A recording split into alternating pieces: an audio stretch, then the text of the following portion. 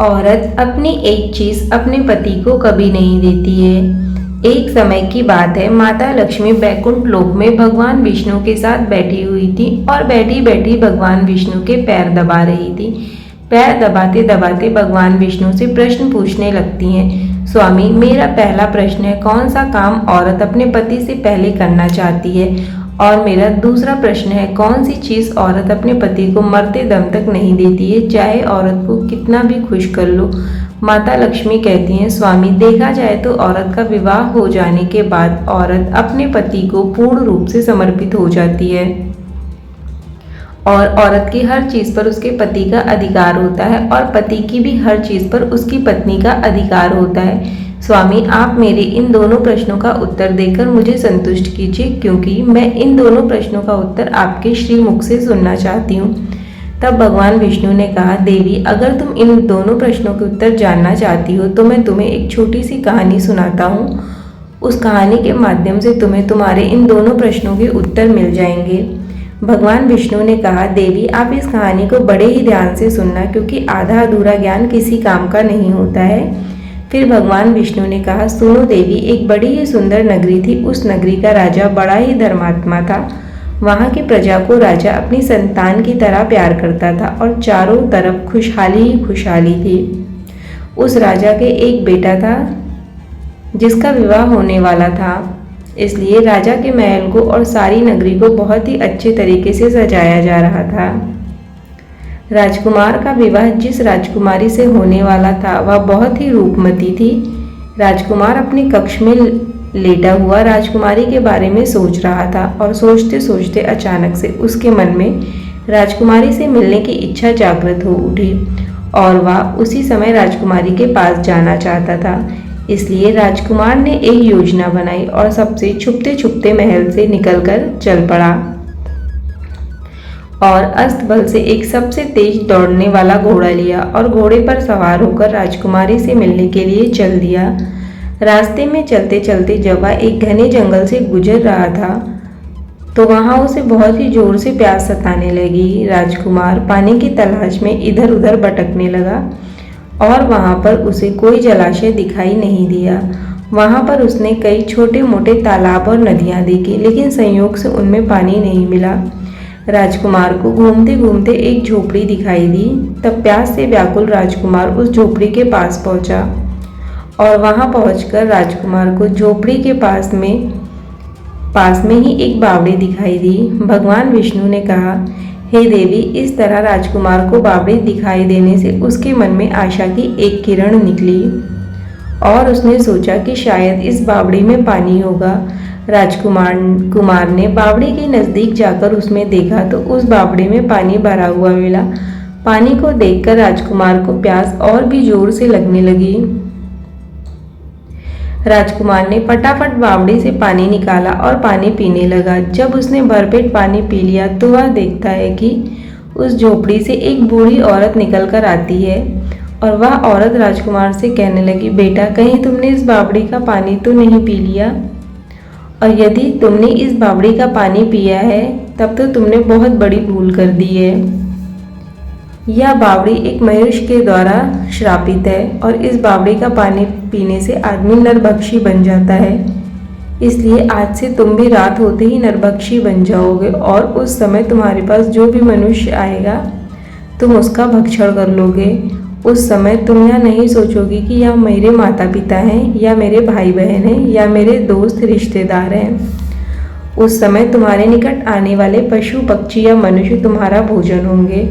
उस बूढ़ी औरत के मुख से श्राप की बात सुनकर राजकुमार बहुत ही दुखी हुआ और कहने लगा, हे बूढ़ी माँ, तब तो मैंने इस बावड़ी का पानी पीकर बड़ा ही अनर्थ कर डाला है। ऐसे तो मैं न जाने कितने मनुष्यों को रोजाना अपना आहार बनाऊंगा, जिसमें मेरे अपने भी शामिल हो सकते हैं। तब राजकुमार बूढ़ी माँ से हाथ जोड़कर बोला, हे माता, क्या इस श्राप से मुक्त होने का कोई उपाय नहीं है? और अगर नहीं है तो मैं अपने आप को ही खत्म कर लूँगा, जिससे मैं कम से कम दूसरे बेगुनाह मनुष्यों को मारकर अपना भोजन तो ना बनाऊं।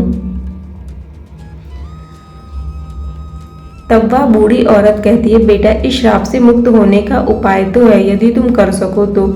तब राजकुमार ने कहा, हे माता, इस श्राप से मुक्त होने के लिए मैं कुछ भी कर सकता हूँ। मैं कठिन से कठिन काम भी करने के लिए तैयार हूँ, तुम बताओ तो सही।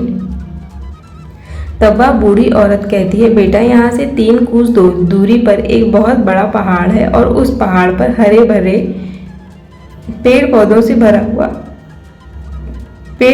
भरा हुआ जंगल है और उस पहाड़ पर एक कायापलट नाम की जड़ी बूटी है। यदि तुम उस जड़ी बूटी का रस निकालकर पी लोगे तो तुम भी इस भयंकर श्राप से मुक्त हो जाओगे। लेकिन तुम एक बात का ध्यान रखना कि रात होने पर तुम किसी एकांत स्थान पर जाकर छुप जाना। यदि तुम मनुष्यों की बस्ती में चले गए तो ना जाने कितने ही निर्दोष मनुष्य तुम्हारा आहार बन जाएंगे। भगवान विष्णु कहते हैं, देवी, फिर राजकुमार ने उस बूढ़ी औरत से कहा, ठीक है माता, मैं इस बात का भली भांति ध्यान रखूंगा। इतना कहकर राजकुमार उस काया पलट औषधि को ढूंढने के लिए चल दिया। माता लक्ष्मी भगवान विष्णु से कहती हैं, स्वामी, मुझे समझ में नहीं आ रहा है कि आप मेरे प्रश्नों का उत्तर किस प्रकार से दे रहे हैं। भगवान विष्णु ने कहा, देवी, धैर्य रखिए, आपको आपके प्रश्नों के उत्तर इसी कहानी में मिलने वाले हैं। आप इस कहानी को जरा ध्यान से सुनती रहिए। उधर वह राजकुमार बड़ा ही चिंतित होता हुआ उस पहाड़ की तरफ बढ़ता हुआ जा रहा था। वह औषधि वाला पहाड़ वहां से काफी दूर था और इधर अंधेरा भी होने लग गया था। राजकुमार ने सोचा कि अब आगे का रास्ता मैं कल सुबह सूर्योदय के बाद ही तय करूंगा। पहले मैं किसी एकांत स्थान पर जाकर रात गुजार लेता हूँ। यदि मैं नरभक्षी बन गया तो मेरे द्वारा कई निर्दोष आदमियों की जान चली जाएगी। राजकुमार राजकुमारी से मिलने का विचार तो अपने मन से निकाल ही चुका था, क्योंकि वह जानता था कि इस दशा में राजकुमारी से मिलना भी उसके लिए हितकर नहीं है। भगवान विष्णु कहते हैं, हे देवी, वह राजकुमार गांव और नगरों को बचाता हुआ जंगल की तरफ चला गया, जहां पर किसी भी मनुष्य के आने जाने का रास्ता नहीं था, और उसने अपने आप को एक पहाड़ की गुफा में बंद कर लिया।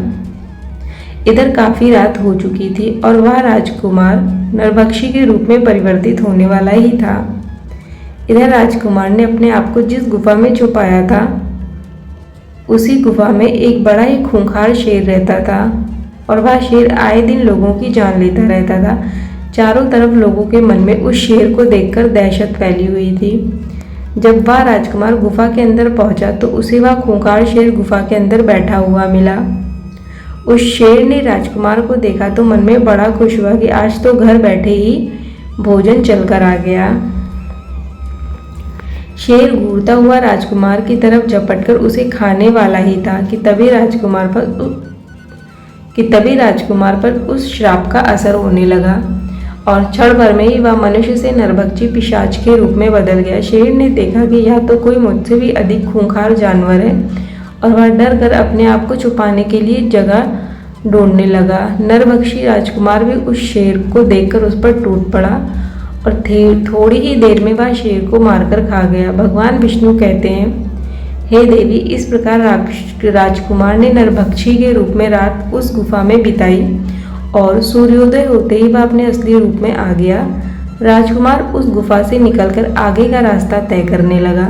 तभी गांव के कुछ लोगों ने देखा कि यह युवक तो उस दिशा से आ रहा है जिस दिशा में वह आदमखोर शेर रहता है। लोगों को उसे जीवित देखकर बड़ा आश्चर्य हुआ और सब लोग पूछने लगे, अरे भाई, तुम कौन हो और इधर कहाँ से आ रहे हो?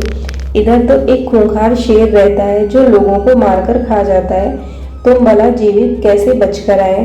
तब राजकुमार ने बताया, अरे भाई, मुझे किसी बात का डर नहीं लगता। जिस शेर की बात कर रहे हो वह तो उस गुफा के द्वार पर मरा हुआ पड़ा है और मैंने उसे मार डाला है। राजकुमार की बात सुनकर गांव वालों को बड़ा आश्चर्य हुआ और वे सब इस बात की जांच पड़ताल करने के लिए गुफा के पास गए तो देखा सचमुच वह शेर मरा पड़ा हुआ था। यह देखकर लोगों के मन में शेर को लेकर दहशत थी, वह खत्म हो गई और पूरे राज्य में इस बात की खबर फैल गई कि एक सामान्य व्यक्ति ने उस शेर को मार डाला है। जब यह खबर वहां के राजा को पता चली तो वह राजा राजकुमार को मिलने के लिए अपने राजमहल में बुलाता है और उससे कहता है, हे नौजवान, तुमने उस शेर को मारकर हमारे राज्य की प्रजा को निर्भय कर दिया है, इसलिए मैं तुम्हारी वीरता और साहस से बहुत खुश हूँ। तुमने मुझे बहुत बड़ी प्रसन्नता दी है। इसी खुशी में मैं तुम्हें एक उड़न खटोला इनाम के तौर पर देता हूँ। और उस राजा ने कहा, यह उड़न खटोला तुम्हें पल भर में यहाँ से वहाँ पहुँचा सकता है। राजा से उड़न खटोला प्राप्त करके राजकुमार भी बड़ा खुश होता है और सोचने लगता है, यह तो बड़ा ही अच्छा हुआ। अब मैं इस उड़न खटोला पर बैठकर उस पहाड़ पर आसानी से पहुँच जाऊँगा। राजकुमार ने वैसा ही किया। वो उस उड़न खटोला पर सवार होकर उस पहाड़ पर जा पहुंचा। वहां पहुंचकर उसने देखा कि वह काया पलट नाम की अनेक जड़ी बूटियां चमक रही थी, जो बार बार अपना रूप बदल रही थी। बूढ़ी माँ ने उसे पहले ही बता दिया था कि जो बूटी अपना रूप बदलती दिखाई दे, उसी का रस निकालकर पी लेना। राजकुमार ने बिना समय गवाए उस जड़ी बूटी का रस निकालकर पी लिया, क्योंकि इधर शाम होने वाली थी। राजकुमार अब निरोगी हो चुका था। अब राजकुमार ने क्या किया कि वह उड़न खटोला पर बैठकर अपनी राजकुमारी के नगर को चला गया और वहां पहुंचकर वह अपनी राजकुमारी से मिलता है और राजकुमारी भी अपने राजकुमार से मिलकर बड़ी खुश होती है। इधर राजकुमार ने अपने नगर में खबर भिजवा दी कि आप बारात लेकर आ जाओ, मैं अपने ससुराल पहुंच चुका हूँ। इधर राजकुमार की बारात आ जाती है और अगले दिन उसका राजकुमारी के साथ बड़े ही धूमधाम के साथ विवाह हो जाता है और वह अपने नगर को वापस लौट आते हैं। दोनों ही बड़े आनंद के साथ रहने लगते हैं और कुछ दिनों के बाद राजकुमार के घर में एक पुत्र का जन्म होता है और पुत्र की खुशी में राज परिवार में जश्न मनाया गया। प्रजा में मिठाइयाँ बांटी गईं। इधर माता लक्ष्मी ने भगवान विष्णु से पूछा कि प्रभु, आपकी लीला मेरे तो समझ में बिल्कुल भी नहीं आई। मेरे 2 प्रश्नों का उत्तर बताने के लिए आपने मुझे एक राजकुमार की पूरी कहानी सुना दी, लेकिन उत्तर अभी तक नहीं मिला। तब भगवान विष्णु कहते हैं, देवी अब बहुत ही जल्द तुम्हारे प्रश्नों के उत्तर मिलने वाले हैं। फिर क्या हुआ, एक दिन उस राजकुमार के राज्य पर शत्रु देश ने आक्रमण कर दिया। तब राजकुमार अपने दुश्मनों से लड़ने के लिए युद्ध क्षेत्र में जाता है। उड़न खटोला की सहायता से राजकुमार ने अपने दुश्मन की सेना में खलबली मचा दी, परंतु युद्ध में तीर लग जाने के कारण राजकुमार की भी जान चली गई। जब राजकुमार की मृत्यु हो जाती है तो सब लोग उसे अर्थी पर रखकर शमशान में ले जाने लगते हैं। तो उसकी पत्नी वहीं पर खड़ी होकर जोर जोर से रो रही थी। राजकुमार के सभी परिवार वाले उसे कंधा दे रहे थे और उसे शमशान की ओर ले जा रहे थे।